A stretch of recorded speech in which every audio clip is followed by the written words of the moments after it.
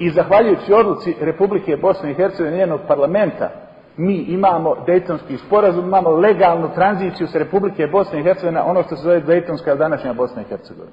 The Parliament of the Republic never properly ratified the Dayton Constitution in accordance with the procedures for a constitutional amendment set forth in the Constitution for the Republic of Bosnia and Herzegovina.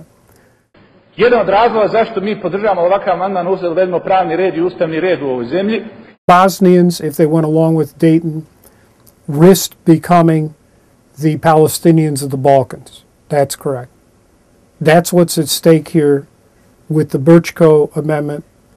Bio sam poslanik Republike Bosne i Hercegovine i Republika Bosna i Hercegovina je prihvatila Dejtonski sporazum i uz taj Dejtonski sporazum i Dejtonski ustav. I to je neosporno. They never did.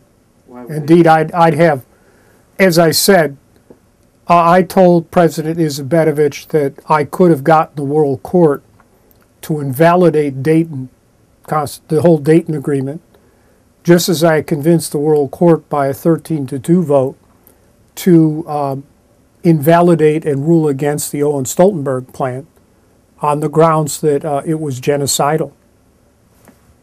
But, you know, I'm just a lawyer. I give advice, representation, and counsel. That's all I can do. Bio je kontinuitet. Čega je kontinuitet? Pa piše tamo sve, ljudi moji. Jer tamo piše. Druga stvar, sad ja imao repliku, gdje piše država Bosne i Hercegovine? Odavite ne može da komplikujemo sada to. Ne piše nigdje. U Ustavu ovom Dejtonskom ne piše nigdje država Bosne i Hercegovine. Ali svi mi znamo da je ona država. Kako ćemo je zvati? Nećemo zvati vazduh. Nećemo svemirski brod.